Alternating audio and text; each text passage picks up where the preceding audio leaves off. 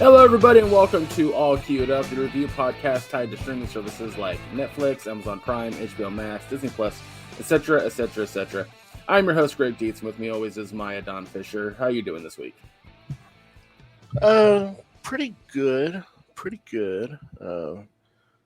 Nothing bad happened. Just had some frustrating things happen, which I was telling you about before we started recording. But for the listener's sake, uh, I'm I'm painting a master grade Gundam Barbatos kit, and I've been painting on it. Been working on it for a week and a half, 2 weeks now, and this type of kit has a fully sculpted, articulated inner frame and then armor that goes over the outside of it.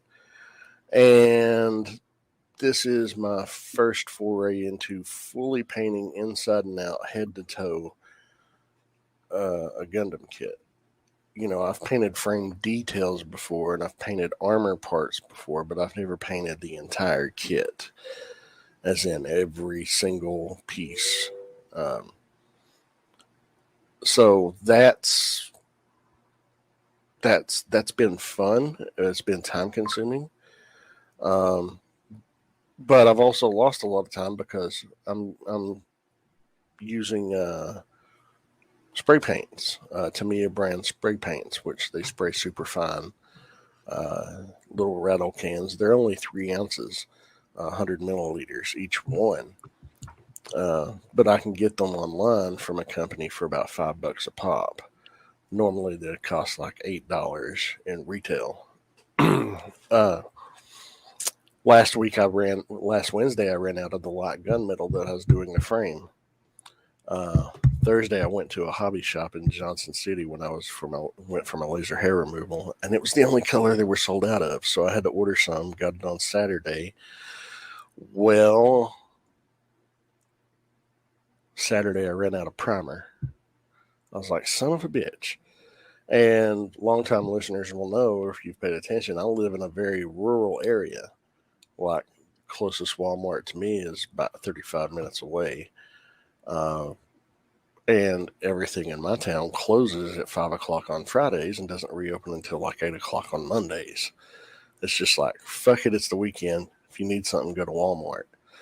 Well, Misty wasn't going to drive an hour round trip just for a single $5 can of primer. It costs more gas to get up there and back. And I was like, all right, I'll just wait Monday morning. The lumber company will open up 8 o'clock and we'll get some Monday morning. We did. Got back to painting. Been making good progress. This morning I ran out of my white paint, and this suit is predominantly white. I mean, there's accented colors of blue and gold and red, but it's predominantly white. And I ran out of white, and I had to order more paint. So now it's going to be a few more days before I can get anything done. And it's frustrating because what I've gotten done, it looks really fucking good. But yeah, that's pretty much been my week. Just hanging out, painting, watching stuffs, and yeah. How's your week been? Mostly uneventful, like doing chores and stuff like that. I do have three things I want to bring up because they're all entertainment based, but the I kind of talked to Maya about this mostly. Actually, two of the three I talked about with you quite a bit, but everyone needs to watch the Harley Quinn show on HBO Max. Straight the fuck up. Look at it as like an Elseworld sort of DC universe. And it's kind of designed to make fun of DC as a whole, but in a very smart and clever way. So the general story, if you don't know, Harley Quinn and Ivy escape prison together, escape Arkham together. And Harley realizes very quickly that Joker is poison for her. So she tries to become her own villain, and Ivy is there trying to help her along the way, but like not being super successful because it's fucking Harley Quinn. And through the course of the show, they become a couple. That's season 1. Season 2. That also mirrors the comics. I mean, they've been a couple Right, of yeah. the comics for several years now. Big inspiration from the comics. The difference is the comedy level, the silly parody level, if you will. Because Bane looks like Bane, but he talks like this. Oh, very Yeah. Tom Hardy from The Dark Knight. Yes, but there's a lot of comedy in that too. But my favorite thing about the show is the transfer. What's that? I mean, The Dark Knight Rises, not The Dark Knight. Whatever. I know what you meant. And I'm sure our audience can too. My favorite part of it is the transformation of the Joker. So at the end of season 2, something profound happens to the Joker, and his like new position in the world in season 3 is fucking fantastic. I don't want to spoil it. I'm just saying, like, you gotta watch this show. Like, it's genuinely really fucking funny. Do you know the comedian? He's a large black dude and a very soft-spoken voice, but he's a stand-up comic. I'm trying to think of his fucking name. If I had his name, you'd know exactly who the fuck I'm talking about. Oh shit on my ass. Oh my! I'm gonna look up his name real quick because that's gonna fucking kill me. Was that too much? Is that no? Well, Alan Tudyk does the voice of Clayface, which is fucking hilarious. Ron Funches. Oh, Ron Funches. Yeah. He voices King Shark. Oh wow. But it's not it's a completely different King Shark than you've ever seen before. Because as it's just Ron Funches doing the voice, like there's no alteration to his cadence or anything. King Shark in this is really smart. And a little bit of a hacker.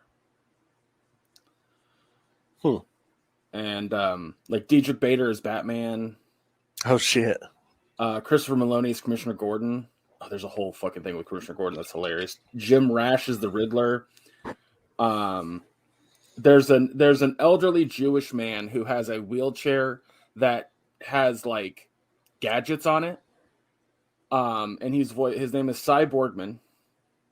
Get it, Cy Borgman? Yeah. Clever. Voiced by Jason Alexander. Yeah, it just goes on and on and on, and it's just, oh my god, it's so fucking good. Like, I cannot recommend it enough. And they just had their Valentine's special, which is why I was bringing this up. And it's so fucking funny. It is so fucking funny. Do you know the character Etrigan, right? Who? Etrigan, the demon that rhymes, that exclusively talks in rhyme, that has teamed up with Constantine. No. Fuck. Well, I didn't read any Constantine growing up, and that's not a demon I'm quite familiar with. That's what he looks like. Oh, you can't see my camera. I don't know why I was doing that. Anyway, yeah, he's a magical being, and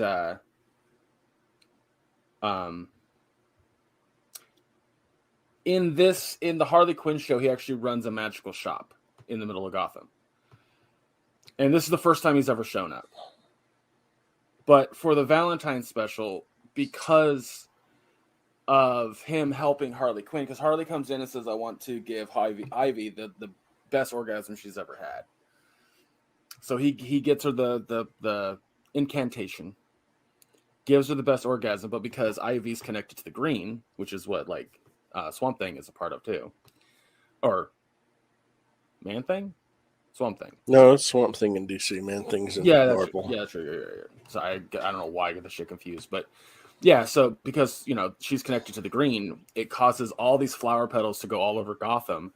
That when they land on a person, it causes them to go into this like extreme horny state where they just are like everyone in Gotham's fucking in the middle of the street. That's awesome. At the same time, Bane has met a dominatrix who wants to take him back to her apartment and have sex. But because of a scene prior, he's worried he has too small of a dick. So he goes to Etrigan, gets a potion that he pours on his junk, which burns. And it learns that the reason it's burning is because he takes HGH, which is a great joke for Bane. Which causes him to turn into a kaiju. But then the flower petals hit him, and now he's a giant kaiju with a raging fucking heart on. And he can't stop fucking buildings. It is oh my god, hilarious. And that's just a little taste of this entire special. Like, it's intercut with like DC couples talking about how they like fell in love or something. That, like, my favorite one was Darkseid. That was the funniest one. Like, I cannot do the show so good. And that's the thing. I wouldn't recommend watching this Valentine's special without having watched seasons 1, 2, and 3. Okay, I got like, you. There's some context in it that you have to have for it to make sense. Like, I'm in that little description, I'm leaving things out. Well, I assumed as much. Like Riddler, he comes out as gay, which is great for him. Falls in love with Clock King, which is an old school Batman villain. Mm-hmm. So they're a couple in the show, and that's been a thing for a minute. Like, here's the thing about the show. It's crass in its humor, but progressive in its storytelling. Kind of like South Park. Yeah. Yeah? Yeah.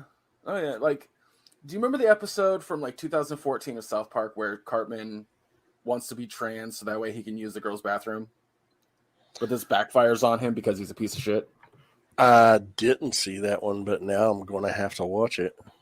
It's pretty funny. Like, he tries to use the bathroom, or he doesn't want to use the boys' bathroom anymore, so he starts calling himself Erica, and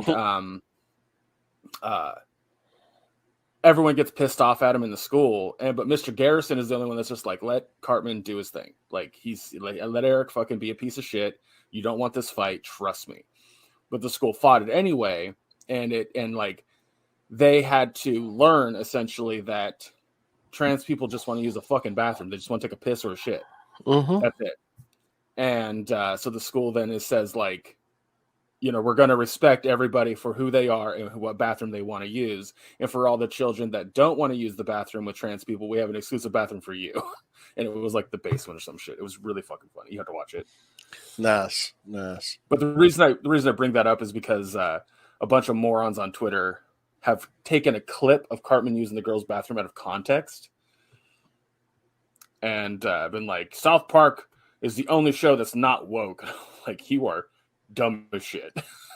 Have you ever watched an episode? What the fuck? Not. I mean, Man Bear Pig's been the allegory for climate change since 2005. Yeah, that was like season 3, I think. Nah, it was more like season. Oh, 9. It had been later. It had to been like 2000, right? I don't know. First appearance of Man Bear Pig in South Park. April 26, 2006. Okay, April 26, 2006. I thought it was earlier than that, but it was after An Inconvenient Truth. That's when that movie came out. That's when they made fun of it. I just couldn't remember what year that came out. Anyway, so the other thing I wanted to bring up was I saw Ant-Man and the Wasp: Quantumania. Yeah, I really enjoyed it. Is it in my top 10 Marvel movies? Absolutely not. But is it an 8 out of 10? Yes. The biggest thing that I enjoyed from it was its creativity. Because they're in the quantum realm, they can kind of get away with whatever they want. And the scenery, the visuals, the I don't even want to call them aliens, like some atomic creatures, mm-hmm. I guess is what you call them. Fucking awesome to look at, like really fucking fun. The story is somewhat basic. Like Scott's entire personality in this movie is, I have to protect Cassie. That's it. There's not really much else. Which ultimately is fine because we have so many characters in the movie that you kind of have to do something like that. But when you do something like that, it kind of takes away from other aspects, like character development. But we've also had 2 whole movies and other subsequent movies with Scott in it. So it's not like Yeah. he needed character growth per se. But yeah, it's fun. It's just a fun movie. It puts King the Conqueror in a, oh fuck, this guy is like, he's a serious threat kind of perspective. Yeah, I mean, I don't. Here's another thing: is I don't necessarily think it is pertinent to rush to the theater to see it. Does that make sense? Yeah. Like if you want to see it, go see it. It's not going to be a waste of your money. But if you're like, I don't have the time and money right now, and it'll probably be out of theater, so I'll just wait for Disney Plus. Do that.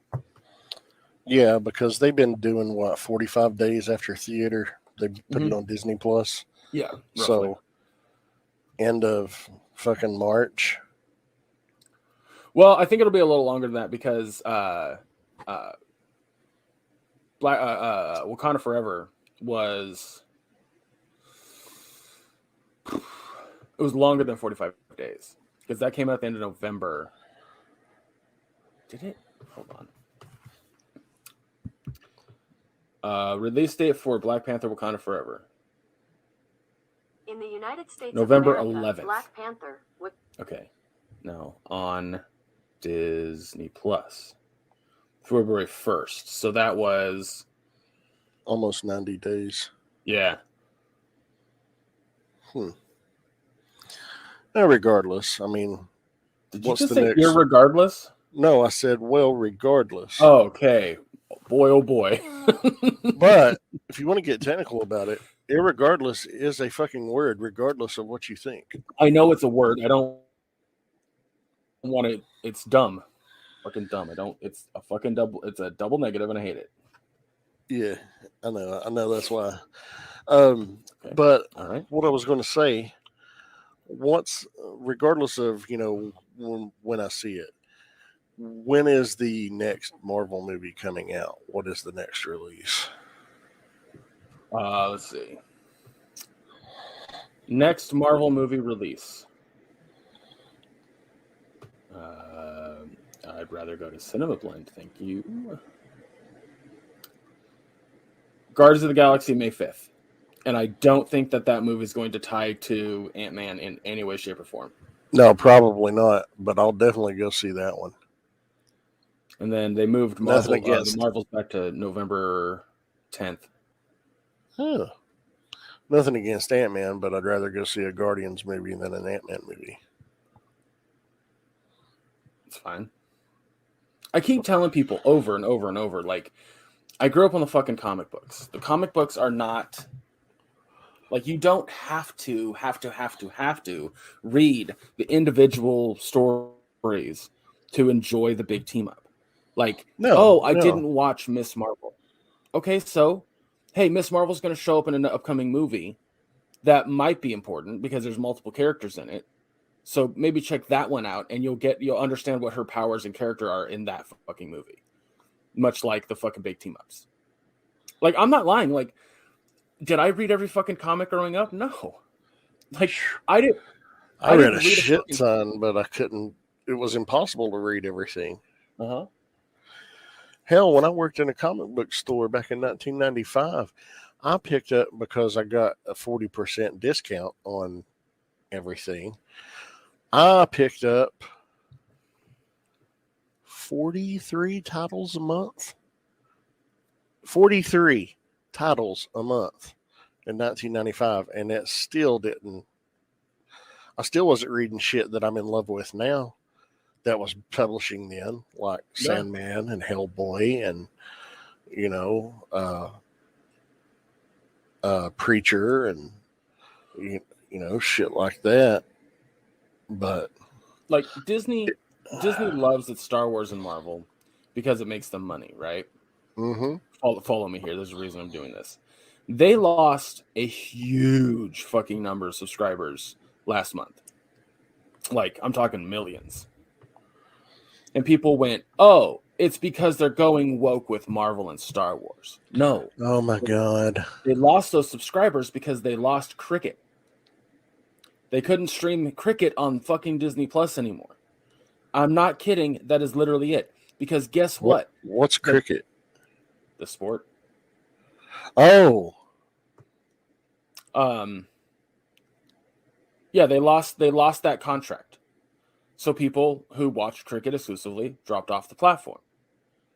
And guess what? Like, the reason I bring that up is because superheroes, sci-fi, fantasy are not the biggest money makers in entertainment. It's sports. Period. Hands down. EA, Electronic Arts. People go, oh, Madden's a huge money maker. Not really. Well, how is it not? It's the biggest. FIFA. Holy shit. They could drop every single contract other than FIFA and still stay like as one of the highest money makers in gaming. Mm-hmm. I mean, it's no Fortnite, but I don't think people realize that. Like, and the reason I bring that up is because for Disney, when they look at Marvel, they're like, as long as you're making enough to bring money back in from ticket sales, then we're good. And even if you don't, like, one of your movies will. Yeah. So I just, like, people don't understand that that's how that's going to work. So that's why I say all the time, like, a lot of these, like, okay, when Secret Wars comes out or Secret Invasion comes out, yeah, you're probably going to want to be caught up. And whether that's through a fucking video on YouTube or watching the whole thing, then fine. I had a guy that I talked to who couldn't stand Miss Marvel. He just didn't enjoy it. He was like, it's not for me. And I'm like, then it's not for you. Like, there's nothing wrong with that. There's still, like, are you going to stop watching Marvel because they came out with Miss Marvel? Or are you going to still be excited for the characters you like? Yeah. Like, most of the superheroes in Marvel, I met through reading Spider-Man. I had never read a Fantastic Four for years. I only knew them through Spider-Man. Same with Daredevil. X-Men was a different fucking, because that was through the cartoon. Like, people don't realize this, but you know, a lot of people put Iron Man up there with like one of the most popular superheroes, and I'm like, the fuck he was. Like, no, even when his movie was announced, he was considered a B-level character. Mm-hmm. Yep. Like, it was Spider-Man, Cap, Hulk. Wolverine, X-Men, Hulk. Those were all the A-list. Like, maybe hell, Fantastic Four was even A-list back then. No, they weren't. Yeah, they weren't. Yeah. But anyway, no, they were. That's what I'm saying. In the early 2000s, they were. Were they? Mm-hmm. They were fucking phenomenal back then when Mark Waid was on the book. Well, I'm not saying they weren't. I'm just saying, like, in popularity terms, like sale, like which comics got they were read pretty more. popular in the 90s and early 2000s. Well, I'm not saying they weren't, because I had a math teacher who had tons of Fantastic Four memorabilia on his walls and shit when I was in 7th grade. Then they came out with those awful fucking movies at Fox. Oh, oddly enough, Punisher is a A-list when it comes to popularity. I'm not talking about recently. I'm talking about like in the early 2000s. Oh yeah. But that's the thing, is like, these movies are going to make characters more popular. They're going to make them stand out, you know, because they're films. You know, you have less time. That's the thing people got to understand. Like, if an entire storyline is happening for a superhero, it's going to be 24 to 36 fucking issues long, which is a couple years worth of storytelling, because one issue of a comic book comes out a month. Yeah. So, but anyway, I don't want to go too deep into that shit because Ant-Man and the Wasp, Quantumania, good movie, 8 out of 10. And for anybody bitching about fucking MODOK in the movie, he's fine. It's fine. There's nothing wrong with him. He's funny. He's silly. He's a legitimate threat. Like, he almost kills Cassie twice. So, but it's fucking MODOK we're talking about here. Yeah. So chill the fuck out. Anyway, the last thing I want to talk about before we get to our reviews is there was a very like high profile game that came out on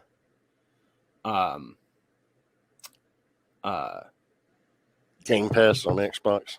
It came out yesterday. Yeah. But what I was trying to say was that like even though it came out yesterday, like it was being talked about for like months. And every single promo I had ever seen was there was no dialogue. It just showed like kind of what combat looked like a little bit. And I was like, oh, this looks really interesting. I want to check it out. I had no interest in buying it because it's a single player game and I'm going to rent it or I'm going to get it on Game Pass, one of the two. And it was coming out to Game Pass and I was like, sweet. So yesterday morning of recording this, I download the game. After an hour of playing it, I turned it off and uninstalled it, which is not a super common thing for me. If I don't enjoy a game, I usually like keep it on the system. So I'm like, I'll give it another chance. This game can go fuck itself entirely. I have sent Maya 3 different clips.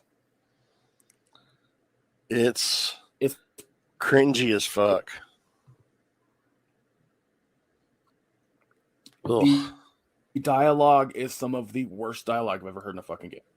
It is atrocious. And I'm not talking about like what the character says in the scenarios or what other characters say in those scenarios. Though fucking like 30 minutes. It is a 30-minute fucking intro basically introducing you to the world. Like probably people go, oh, it feels like BioShock. No. BioShock was exciting from the fucking get. You're in a goddamn plane crash. And you are getting to control the character moving to the next thing. In BioShock Infinite, yeah, it takes about 30 minutes to get to combat, but there's so much leading up to it that's interesting. And you kind of get to choose what pace you want to take it. This game goes, there's not a whole lot to interact with. You're not really given a whole lot of information. You know that it's Russia. You know that like it's a retro future kind of vibe, and you're like, okay, that's kind of cool. And then characters come up and like will explain something to you. And you ever read a Michael Crichton book? Once. You know how he goes into too much detail about the science of something? Yeah. NPCs will do that in this game. Oh. It is so fucking boring. And they do a weird thing with also like if you're walking around and somebody's talking, like somebody's talking to somebody else, like not to you, it's just kind of background chatter. Mm-hmm. They'll put very tiny subtitles above the head. Okay. Of whoever's talking. I'm like, that's fucking stupid. That's real weird and dumb. But that's minor compared to everything else. So you're tasked with walking through the city. You get to this huge fucking building. You go inside. There's nobody around. It's just an empty fucking space. You take an elevator, which takes a minute, and you're talking to your glove, which the glove's name is CHR-LES. CHAR-LES. And he's like, I would prefer you to call me Charlize or Charles or whatever. And he's just like, shut up, glove. I'm calling you Charles. And I'm like, oh, Jesus Christ. Like, wow. Majorly aggressive for no fucking reason. So you go up to the top floor, you go into a building. Again, no interactions with anybody. And then all of a sudden, these two fucking like 10-foot tall fucking like I was 15 and designed a robot design for these two fucking very hot robots with no faces, by the way. They give you a key. You go back down the elevator you came in and you walk out to the same, like I'm not joking. This takes like fucking 5 minutes, and it's there's no discernible reason for it. You get into a car, and then all of a sudden a robot lifts you up, and then you spend the next fucking 10 flying around these floating cities while a disembodied voice just tells you about the history. And I'm like, I just want to play a game. You then get to an area where, like, oh no, the robots are kind of going after you, and like the shit this fucking main character says is so bad. The best thing I can do for you guys is like just play the first hour and see how bad it is. But the other thing is the combat is uninspired, boring, and janky as fuck. I play my games on easy because I like to just enjoy a story while, you know, interacting with it. The combat was so boring to me in this game. Not even boring, just like jarry, and I don't know. That was one of the biggest reasons I turned it off and uninstalled it. Yeah. But as I'm playing it, I'm like, this just sucks. Like, it just wasn't that much fun. And I was like, maybe it gets better. Like, IGN gave it an 8. I've seen a few other groups give it a high score, and I'm like, maybe there's something here that I'm missing. I called it quits when I got to a save room. And you use the device you would normally use in other games to level up your character's abilities or to level up weapons. And it is the, like, horniest robotic fucking fridge in existence. Let me play a little dialogue. Oh no. Let me just pull this up to show you how fucking bad it is. Maya says, oh no, but I know she's all in. Let's see if I can fucking find it. Where did I put that? There it is. Okay. So, I'll turn you on, all right? Just let me at you. What a great! Oh, I love tough guys. I'm on fire. Closer! I can't reach her. I'm trying. She's one strong ass bitch. I'm at your service, sugar. Anything for my master? Me on. Oh, I'll turn you to you soon. So now, just for context, you are in the system itself. You are on menus. Menus to level up your character and to level up your weapons. That's it. More skills will become available to you soon. But choose shock for now. We were fortunate enough to acquire about 50 grams of neuropolymer. I suggest exchanging this dose with lovely Nora for a new skill. You don't mind, do you? Oh, how can I resist? Now let me show you what I can do. Professionally, I mean. I've seen it. Literally. Crispy critters. I'm here to help you upgrade. Somebody in the writer's room went, you know what would be a good slogan for a character to constantly say through the game when insulting somebody? Crispy critters. Ugh. He says it like 80 times in the game, according to what I've read online. Your red-hot pocket rockets. And believe me, handsome, you can upgrade whatever tickles your fancy. Weapons are useful. Open the corresponding window, Major. Get rid of that glove, handsome. You don't need him anymore now that you've got me. I'll service you however you want. Got a sword? A massive sword? Thrust it deep into my socket so I can make it sturdier and sharper. Nora can upgrade weapons and equipment, as well as manufacture new items from blueprints.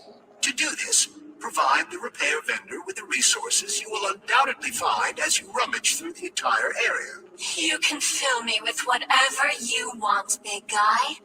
Insert your axe. I'll give you the time of your life. You're sick, you know that? Deeper? Again? Oh, yes, honey, more! More! Yes! That's 2 minutes. That's a 2-minute fucking scene. Yeah. Level up your axe! It's fucking horrible. Oh, it's so fucking frustrating. There's a whole scene where, like, there's an older lady that you're talking to who's like part of the resistance, and because these robots uprising or whatever, and like her dialogue is bad. I'm just like, this fucking game sucks. It just fucking sucks. Like, if you're looking to play Atomic Heart, don't. Just don't. Yeah. People are like, well, isn't the dialogue supposed to be satirical? I'm like, satirical to what? Like, that's It's not how just bad. satire works. Oh, it's fucking atrocious. Good. It gets an F. All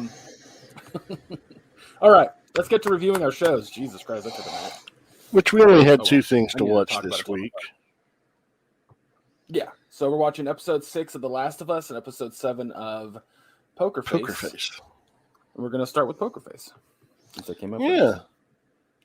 This episode 7, it was titled The Future of the Sport, and it was guest starring Tim Blake Nelson as a declining third-generation veteran race car driver, Keith Owens, and his rival, a hot-headed up-and-comer, Davis McDowell. And their confrontation comes to a head at a Speedway's late model championship via sabotage and a deadly accident. Essentially,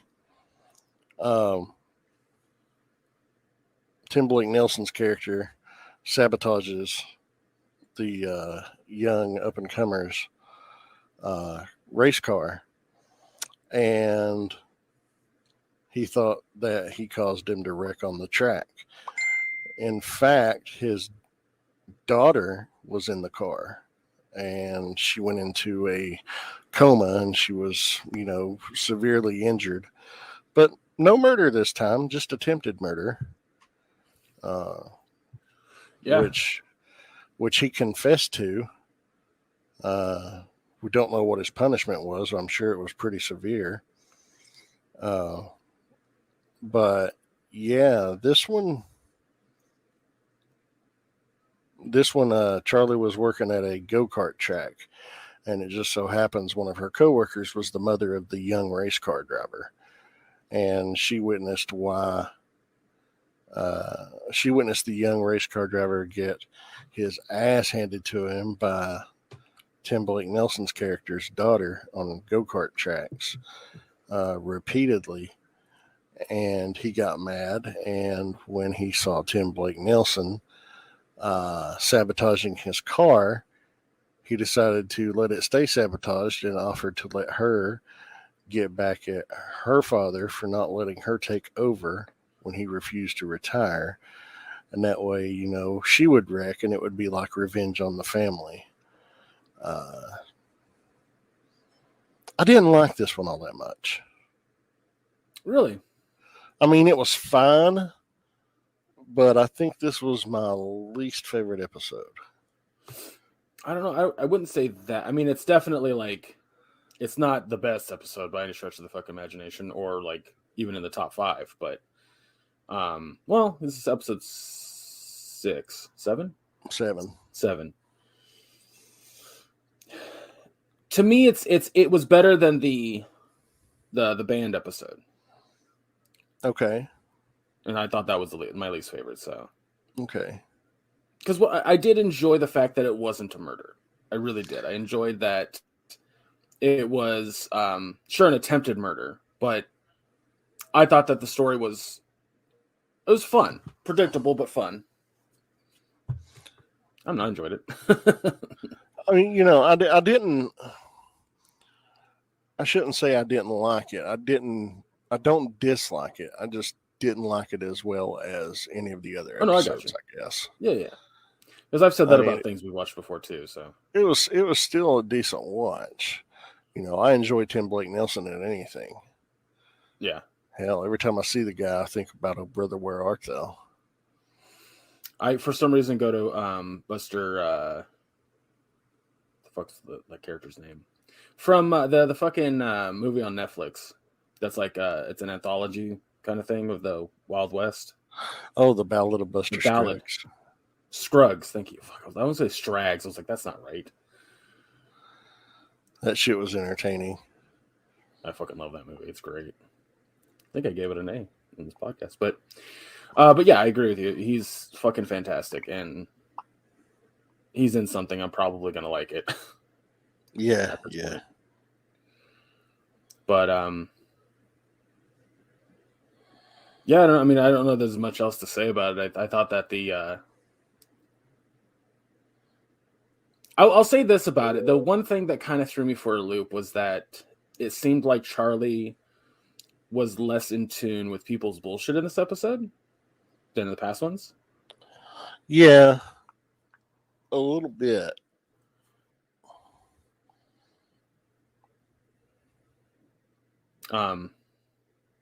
It kind of felt like maybe it was for our sake to see the show that like if she's good friends with the person who's the piece of shit, she might ignore some bullshit easilier. So I don't know. You still there? Yeah, I'm here. Sorry, the fucking connection likes to do this whole thing when you're talking. Sometimes we're just I'm like, uh-oh. This fucking website, I tell you. Yeah, we're gonna have to find a different means of recording, I think, for until they fix their shit.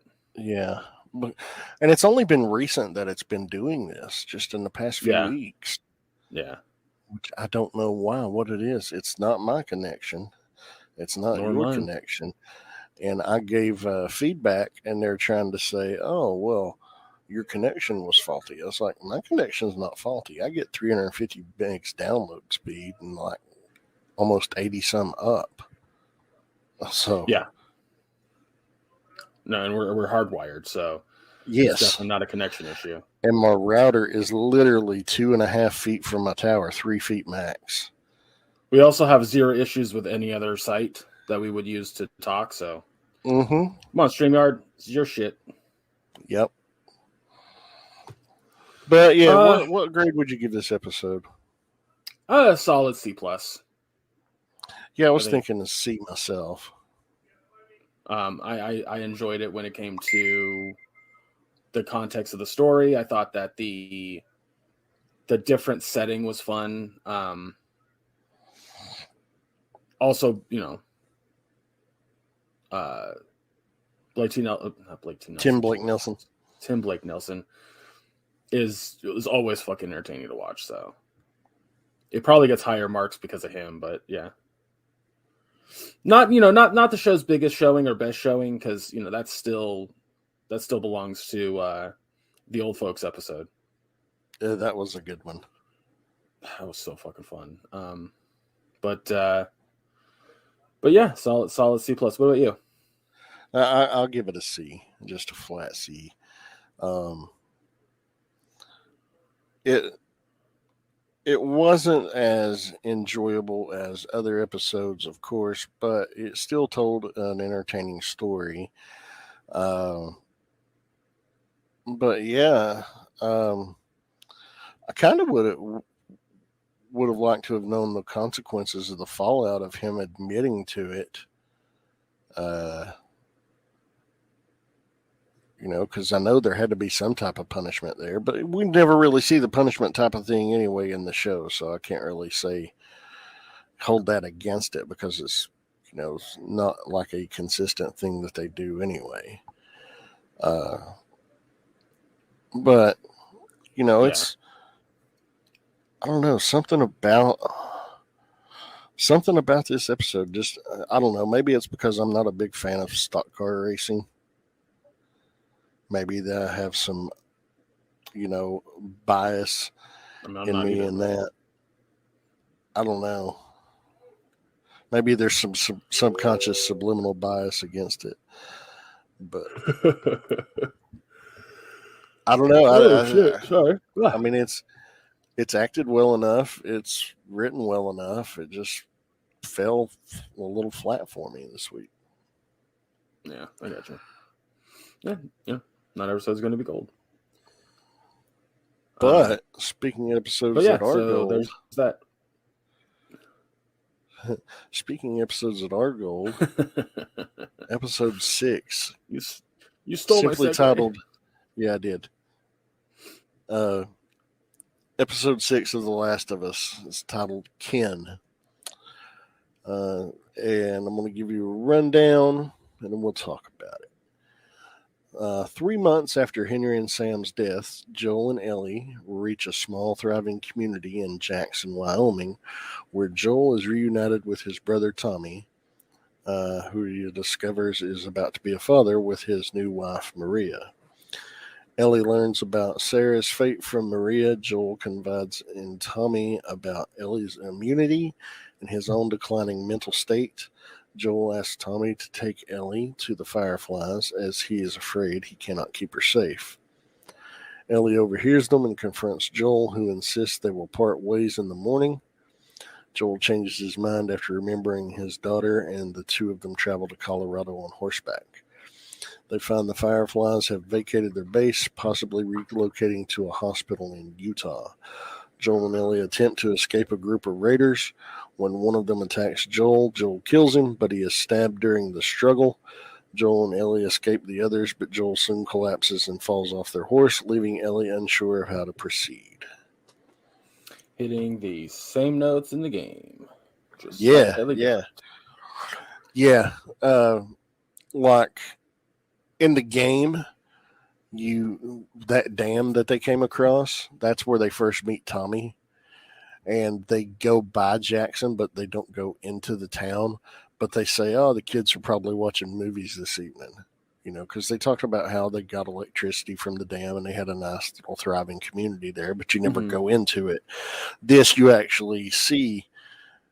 Do you not? Because I remember there's a whole scene where you go into a spot where Ellie sees a horse, and there's a joke where Joel goes because she mentioned that she rode a horse, and he's like, when the hell have you ridden a horse? That's in the game. Yeah, I don't remember exactly 100%, but no, you don't go into the actual town. You just ride by the town. Like overlooking I remember it coming from up to a the bluff. As I remember coming up to the big doors in the game, and there's the big giant wooden doors, and there's a woman pointing a gun at Ellie and Joel. There's a couple other people pointing guns at Ellie and Joel, and Ellie pulls out her gun, and there's a joke where Joel says we're just passing through, and she makes the woman at the gate makes a joke about she doesn't look for something like that, and Joel's and she's and then pointed first, to which then you hear a voice, and it's Tommy, and he comes out the gate, and the woman up top says, "You know this guy?" And he goes, "Yeah, it's my brother." And then they hug. They talk about kind of they're just passing through, and then the woman comes around the corner and says, "It's a good thing Tommy knew you, because that'd have been real awkward if I shot you, since I'm your sister-in-law." Yeah. And then you go into those giant doors, and I swear. Yeah, what I'm saying is I don't think there's any gameplay actually in the town. There might be a cutscene briefly going through it, but not to the level of detail that they went into in the show. Well, of course, I also wouldn't call it gameplay as much as you're just walking through the town with dialogue. Yeah, you can go and pet a horse, and I'm not. You don't go into the town to the context of the show. The town is first off not that close to the fucking gate in the game. The big ass doors in the game. The town isn't right fucking behind those doors. No. But there's also a quick nod to a conversation that Ellie and Joel have about the dam. In the game, Ellie asks what that is, to which Joel says it's a hydroelectric dam, to which Ellie says a hydro who? And Joel says it turns water into electricity. And she goes, how does that happen? He goes, look, I know what it is. I don't know how it works. That's their whole conversation for the dam. Yep. And so for the show, he just cuts it close. Don't ask because I don't know. It's nice. That's fun. The scene with the fucking dog. I was like, oh, how's this going to play out? Because that's not something we experience in the game. Yeah. It was interesting. I don't know what was going to happen with that. Yeah. I But it really played out. liked Pedro Pascal got to act his ass off in this episode. Oh yeah. Like you're starting to see genuine, deep emotions come from him, and he's expressing to Tommy, who really is the only person in the world who knows him, how afraid he is and how he's losing who he used to be. He's losing his hearing. He's losing, his abilities. He's not capable of doing the things that he used to do, and he's terrified of failing again. Because it's been 20 years, and he still can't get over the fact that he failed his daughter, and now he's growing to care for Ellie. And he's terrified he's going to fail her. Mm-hmm. Yep. Like there's that. There's also the fact that like I like that they're making him proper older. Yeah. Whereas in the game, like he's 55, but he's like crouching all the time, and he doesn't have these like issues that 55-year-olds would have. Like or 56, I guess at this point, but like so they're playing with that, and I'm like, this is clever. It's just real clever. There's a piece of information that I have that was spoken about on the podcast that's hosted by Troy Baker. Mm-hmm. I can give you the information, but you have zero context to it. See, now I'm intrigued.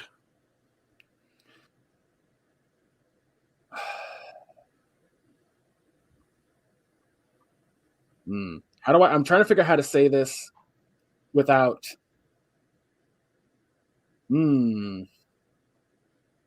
Okay, I'll just say it like this. In The Last of Us Part 2, Ellie has a love interest by the name of Dina. Yeah, yeah. The little girl that was staring at her when they're eating is Dina. Yeah. Yeah, I got you. The problem with saying that, though, is I don't know. It ruins some shit, but it doesn't matter. We talk spoilers on this podcast, and I'm just because that's the thing. You haven't played Last of Us Part 2, and I need you to fucking play it now, like today. Fucking driving me nuts. I can't play it today.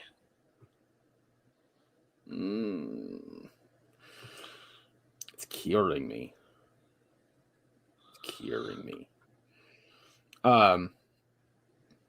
That being said, there's a lot of little things. There's a scene in the game that is a pivotal moment for the relationship between Joel and Ellie, and they fucking reenacted that basically almost word for word for the show. Yeah. You have no idea what loss is. I was like, yes, you said the line. Oh, it's fucking incredible. Oh, I laughed so fucking hard at Tommy's face when you realized that he is in a communist like thing. That was so fucking funny. Here he is, former United States military veteran, former Marine. And he's like, it's one big collective. Everybody shares everything. Joel's like, so it's communism. He's like, no. And then his wife's like, yeah, it's a commune. We're communists. His face was just like, oh, my whole world just got shattered there for a second. Oh, fucking love Tommy. It's funny too because in the game, right after that scene, some raiders, some bandits attack the dam. Mm-hmm. I couldn't remember if it was that or if it was fireflies, but I think it's just raiders. Raiders, yeah, raiders. And so you have to play the video game and do like and try to escape. But the show was like, no, we're gonna make this an emotional departure. I'm like, clever. I think that's honestly why I think the show is better than the game. And I tried to explain this to somebody. I said the game is a 10 out of 10 for me. It is incredibly well done, incredibly well structured, paced, It's Mhm. fantastic. But the show is doing better than the game. That's got to be fucking worth something. I don't know how you put that in that category. Like, that's why we keep giving the show an S. Because if the show is better than the game and the game's a 10 out of 10, holy shit. Yeah. Yeah, and this episode was fucking wonderful. Just for the storytelling purposes. The old couple at the very beginning were funny as hell. Oh, yeah. I That really was great. enjoyed the old Native American couple. Oh my God, it's so good. Why didn't you shoot him? Gun was all the way over there. Where are we on this map? You better tell me the same thing as her. Did you tell him the truth? Yeah. You telling me the truth? Yeah. I like the line of, well, you're not going to scare us. Scared him. And then as soon as Joel's face is like, oh shit, he is terrified. Oh my God, dude. The show is so fucking amazing. Like, they tell so much story without so much dialogue, too. Mm-hmm. Like, it's like everyone's a fucking fantastic actor. Neil Druckmann and fucking Craig Matson are absolutely killing it, too. Like, I don't know. Like, it's great. It's just great. And I'm happy that it's great. I'm happy that people get to experience this story. Oh. And if you're not experiencing it, you need to be. Yeah. So I'm gonna cut to the chase. A+. It's an A+ fucking episode. This season's gonna get an S. I know it is. Like, I don't know. Unless they botch the ending somehow, which I don't think they will. Yeah, it's just it's expert. It's expert storytelling. They do it in a way that is just right. They do it in a way that's smart. Like, at the end, when they go to that college town in, where was that? Colorado Springs, I think. Yeah.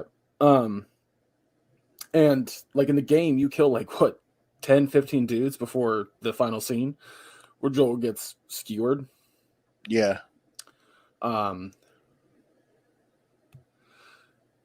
You kill a bunch of guys. This was better done where Joel is like, no, we just have to escape. We just have to get the fuck out of here. And I'm like, that's so much smarter than the fucking game. Just perfect. Perfect.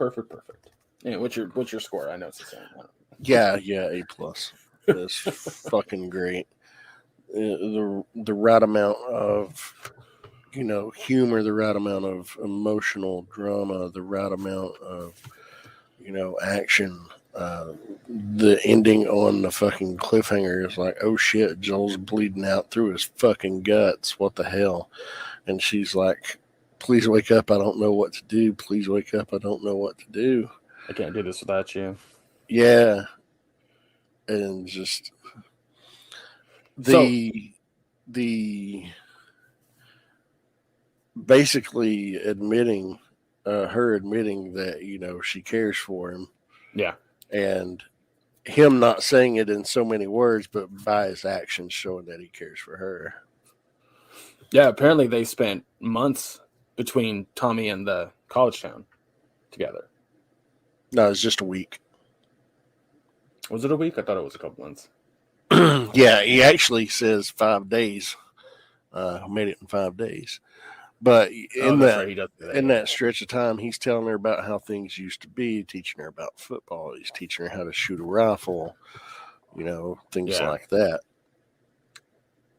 Oh, that's right. Because, okay, never mind. I know why I was thinking months. Never mind. Well, that's something I wanted to bring up real quick. So I watched the trailer for next week's episode. And next week's episode is titled Left Behind. Do you remember the significance of this? Mm-hmm. So, for everyone kind of curious what it is, and I'm just going to lay it out there. Next week's episode is a full-on flashback. It's a flashback to Ellie prior to meeting Joel or even Tess. She has mentioned that her friend... Well, she met Joel and Tess at the same time, so you probably met Marlene. Oh, that's right. She met... Yeah, sorry, I met Marlene. Yeah, sorry. She's mentioned a couple times in the show already that her and her friend we're in a mall and got bitten, but Ellie didn't get infected. We're getting that story, which is called Left Behind. Now, here's something fascinating, and I think this is really cool and really clever. When Last of Us came out in 2013, it was just a game. Right after this particular moment in the game, it just goes right to the next moment, which is a few months down the road. A couple months, a month, something like that. But it's wintertime. You might have seen a meme online of a woman being distraught and a rabbit comes out of a hole. And she's like, that's the cutest fucking thing I've ever seen. And then the rabbit gets shot by an arrow and she goes, oh, and covers her face. It was a meme that went around the internet for a whole long time. That's the first shot, basically right after Joel gets skewered and falls off the horse. However, and this is an important context here, when the DLC called Left Behind had come out, I think, 6 months after the game's release? Yeah, it was Something in like that that. first year. Yeah, it was in the year, yeah. It was the story of Ellie and her friend Riley in the mall. But always thought of it being unimportant. Not something that was something we needed to see. Well, when they came out with the remaster, they adjusted a couple things. Because Neil Druckmann said that this part of the story needs to be told right after Joel gets seriously injured. So when you play the DLC in the remastered version, which I actually have downloaded on my PlayStation, it starts with the cutscene of Joel on like it's kind of like a cut, like an edited version, but him falling, getting skewered on the horse, falling off the horse, and Ellie being like, I can't do this without you.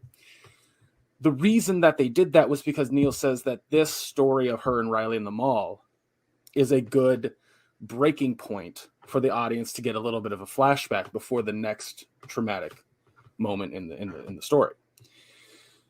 That being said, with the complete remake, if you will, that came out for the PS5 called just Last of Us Part 1, Mm-hmm. when you play that game, there is no DLC because that story of Riley and Ellie, Integrated.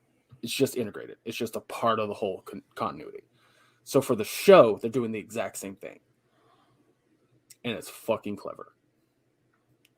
It is brilliant. So I'm real excited for this. But yeah, we got 3 more episodes of the show.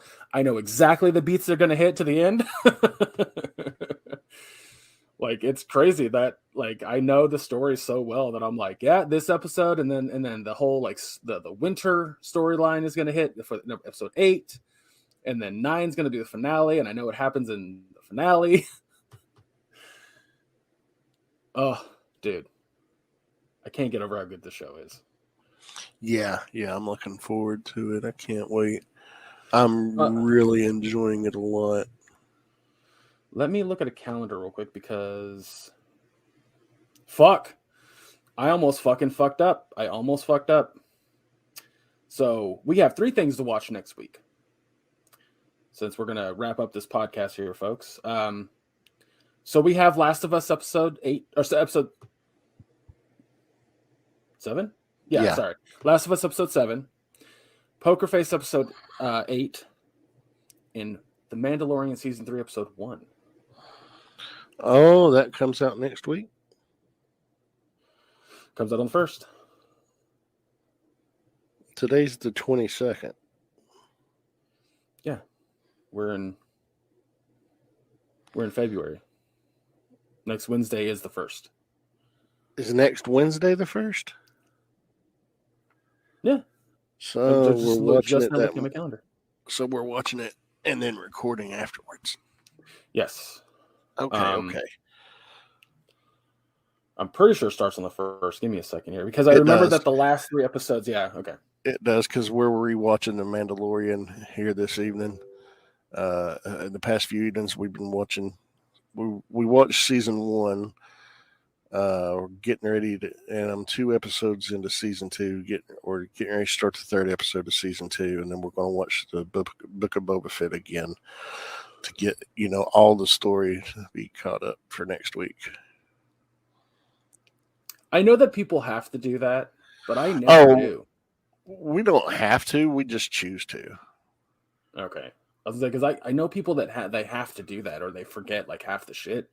My brain just fucking, it's there. It's permanent.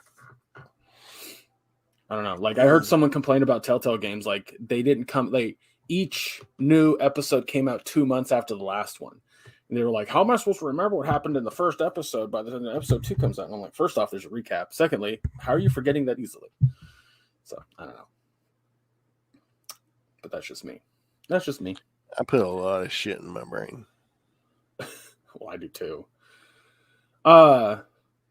Anywho. But yeah, so I'm excited for that. We're going to get double dose of Pedro Pascal. It'd be funny if he fucking guest stars on the next episode of Poker Face. That'd be amazing, but I'm pretty sure it's not going to happen. No. But yeah, so those 3 things. Make sure you follow us on all socials, which are listed down below. If we add anything, we'll try to keep you updated. We didn't this week, and we usually don't because we're fucking dumb and forget. We're like busy doing other things, and we're like, oh yeah, we're supposed to do that, and then you're surprised. But yeah, but make sure you follow anyway, because you also get updates on when the new episode goes out. So there's that. Check out the Teespring store if you want to get a mug or a T-shirt or whatever with our logo with our faces on it. Spring's around the corner, so people are going to start wearing less warm clothing, and all the proceeds from that go right into the podcast, whether it's paying for the IP or some other fee that I don't know about. It goes right into that, so keep that in mind. Check out our YouTube channel. That's where you'll find episodes of the podcast, which is also linked down below. I know that a lot of people like to listen to podcasts through the YouTube channel, or at least I've heard a few people like to do that. Listen to podcasts, not our podcast, but podcasts in general. So that's where you can do that. I need to adjust that on my notes because I don't know how else to say that. Anyway, that's it. That's it for my notes. Maya, where can folks find you? You can find me on Facebook under my name, Maya Dawn Fisher. It's a public profile, and it's also linked to my Twitter and Instagram accounts. And basically makes it your one-stop shop for everything I'm up to. Right now, it's mostly that figure. Yeah. I made a few posts, and depending on what I get done today, I'll probably make another update. But yeah, I'm really pleased with how it's coming along. So it looks good. Looking good. But yeah, that's everything. That's me in a nutshell. What about you, Greg? Where can people find you? You can follow me on Chubrock, or follow me at Chubrock on all socials. I don't know why I'm having trouble saying that, but yeah, just search Chubrock Geek. You'll find me. It's pretty easy. I've been streaming a lot more lately with my friends. It's mostly just to get clips, because we would play on PlayStation and I could get clips with voice, but you can't do that on Xbox. But we've been playing with a guy who only has an Xbox, so I've been streaming to try to get more clips. But yeah, if you want to come watch us live, and I stream at night, so if I'm on, then yeah. We also need to figure out when we can do a. It's hard right now with my fucking job, but a Jackbox stream in the future. Yeah, I haven't done that in a fucking minute. And I so I did play Jackbox Party Pack 9 at my buddy Andy's house with his kids. Oh yeah, it's pretty fucking fun. There's a couple games that I think would be fun with streaming on that pack. So we'll need to check that out. But yeah, that's it, guys. Mandalorian season 3, Last of Us episode 7, Poker Face episode 8. Watch those. Join us next week. Thank you so much for listening. Always remember, fuck the GOP, fuck the NRA. Donate and help where you can. And we'll see you next week. Take care, everybody.